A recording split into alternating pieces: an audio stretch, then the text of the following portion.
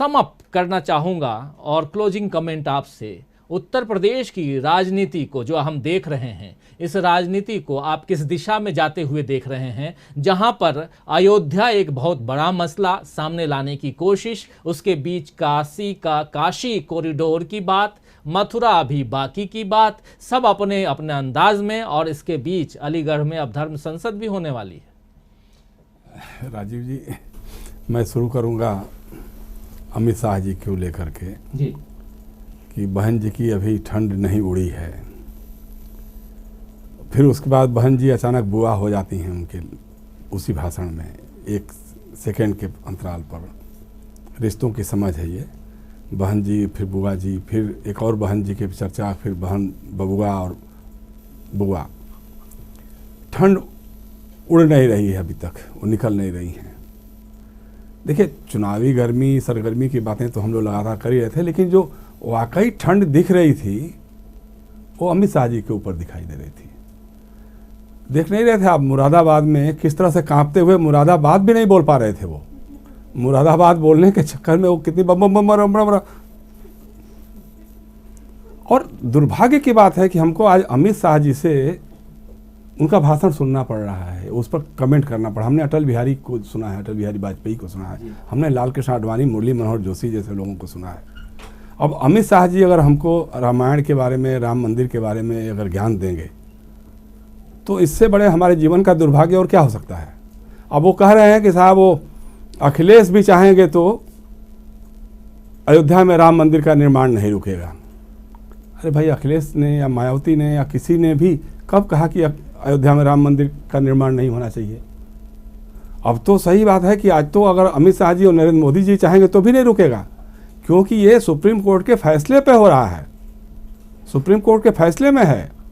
अखिलेश यादव या मुलायम सिंह यादव या मायावती या कांसीराम जो भी लोग रहे हैं, वो लोग ये कहते थे कि भाई सेकुलर ढांचा नहीं गिरना चाहिए, मंदिर बने भव्य से भव्य बने और आलीशान बने, लेकिन मस्जिद का विध्वंस गलत है, ये बात कह रहे थे। और आप हमको रामायण सिखाएंगे, हम पूर्वी उत्तर प्रदेश के लोग, अवध से जुड़े हुए लोग, आप समझा रहे हैं हमको कि साहब लंका में राम ने भरत से कहा कि जाकर के रावण से सुशासन का पाठ सीख करके आओ। अब आप हमको समझाएंगे कि मतलब भरत अयोध्या में राज कर रहे थे या राम के साथ वहाँ लंका में बैठे थे? अब कल को शत्रुघ्न को आप कहीं और एम्बेसडर बनाकर भेज देंगे ना। ये जो आप कर रहे हैं और आप समझा रहे हैं हमको उत्तर प्रदेश में रामायण और राम और ये सब की बातें, तो इसका कोई मतलब नहीं है। दरअसल बात क्या है, आपके अंदर कूट कूट करके शाखाओं से लेकर बौद्धिकों तक मनुवादी सोच भरा हुआ है। आप बहन बबुआ और बहन बुआ की बात नहीं कर रहे हैं, आप स्त्री जाति का अपमान कर रहे हैं। बहन जी ठंड उनसे उड़ नहीं रही है, या बहन का ये हाल है, ये आप स्त्री जाति का अपमान कर रहे हैं, दलित महिला का अपमान कर रहे हैं।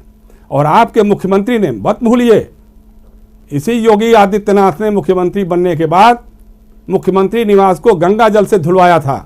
क्यों धुलवाया था? क्योंकि उसमें एक अहिर का बेटा, एक पिछड़ी जाति का बेटा वहाँ मुख्यमंत्री बनकर रहता था। ये आपका मनवादी सोच है। अगर लोग सड़कों पे सवाल करना शुरू कर देंगे उत्तर प्रदेश में, पिछड़ी जाति के लोग और दलित जातियों के लोग और महिलाएं एक साथ अगर नाम बंद हो जाएंगी, तो अभी बहुत कम होश उड़ा है। होश तो तब उड़ने लग जाएगा जब आपको दिखाई देगा कि कैसे सामने से ईवीएम मशीनें लहरा रही हैं। इसलिए राजीव जी, ठीक है, गर्मी आती है जाती है, लेकिन थोड़ा जबान पे नियंत्रण रखना चाहिए। हम क्या बोल रहे हैं, किस हैसियत से बोल रहे हैं? भाजपा का कोई पुर्जिया नेता नहीं बोल रहा है, इस देश का गृहमंत्री बोल रहा है। अगर इस तरह की भाषा आप बोलते हैं तो फिर लोगों को सोचना पड़ेगा कि हमने किन कैसे लोगों के हाथों में देश का मुस्तकबिल सौंप दिया है। आज नए साल की शुरुआत हो रही है, तो ये सारे सवाल उत्तर प्रदेश की विधानसभा के चुनाव में मौजूद होंगे और पूछे जाएंगे, आएंगे सवाल। आज नहीं तो कल ये सवाल उठेगा कि भाई क्यों आपने गंगा जल से धुलवाया था उस मुख्यमंत्री निवास को, जिसमें अखिलेश यादव एक अहिर का बेटा रहता था? क्यों धुलवाया था आपने? क्यों एक दलित की बेटी को आपको लग रहा है कि ठंड उनसे उड़ नहीं रही है? अगर वो नहीं जा रही हैं किसी कारण से चुनाव प्रचार में, जाएंगी, मालूम है उनको। ये कहानी है ना कि खरगोश और कछुए की जो रफ्तार थी दौड़ने की, तो खरगोश आगे जा करके थक के बैठ गया और कछुआ जो है धीरे धीरे करके आगे निकल गया। तो अब कौन क्या निकलेगा आगे पीछे, ये हम नहीं कर रहे हैं। उत्तर प्रदेश के मतदाताओं पर निर्भर है किसको राज का सिंहासन सौंपेंगे, ये अलग बात हो सकती है, लेकिन ज़रूरी नहीं है। ठीक है, आपके पास सत्ता है, संसाधन है, आपने सरकारी रैलियां की हैं, सब सरकार के उद्घाटनी और शिलान्यासी रैलियां की है। आपने बीजेपी का चुनाव प्रचार नहीं किया, बीजेपी के चुनाव बैनर पे कहीं एक भी सभा आपकी नहीं हुई है जो भाजपा के चुनावी बैनर पे हुई हो। अब करके दिखाइए, तब समझ में आए। और बीच में अभी हमारे मित्र पुष्परंजन बोल रहे थे ना, या अमरेंदु जी बोल रहे थे तो मनरेगा के बारे में। मनरेगा के मजदूर आज उत्तर प्रदेश में नहीं हो तो आपकी रैलियों में जो 10% लोग भी नहीं आ पाएंगे, क्योंकि सारे मनरेगा के कर्मचारियों को पकड़ पकड़ करके लाला करके भरा जा रहा है, रैलियों को भरा जा रहा है। और कई बार तो उनके बाइट्स आए हैं, हमने देखा है, मीडिया पर भी देखा है कि भाई हमको कह के इतना पैसा देने के लिए लाया था, वो पैसा भी नहीं दिया है।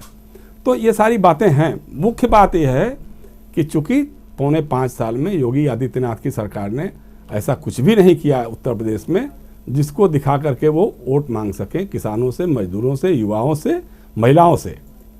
और यही काम नरेंद्र मोदी जी का भी है कि 5 वर्षों 7 सालों में 7.5 साल हो गए, अब तो 7.5 वर्षों में ऐसा कुछ भी नहीं किया।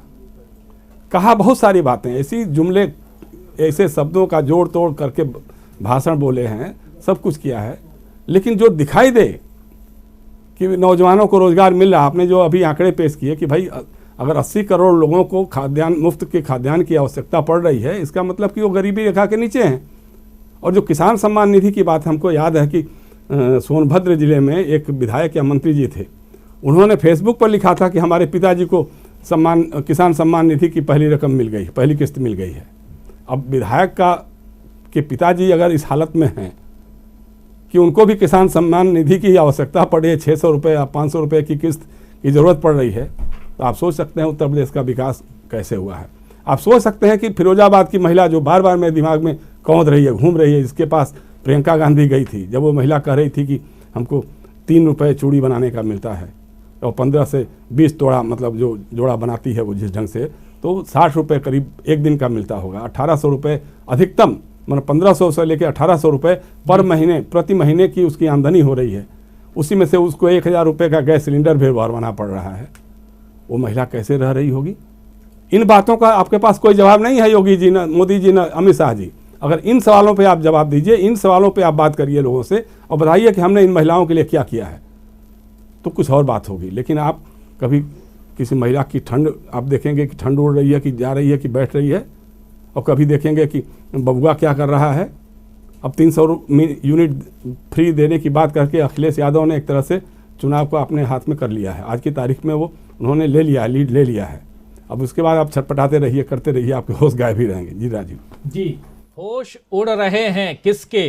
तो बीजेपी के। क्यों? क्योंकि बुआ, बबुआ, बहन सब हैं जोश में, तो होश उड़ रहे हैं बीजेपी के। और यही चर्चा हम यहाँ कर रहे थे अभी पिछले पूरे 1 घंटे से। बहुत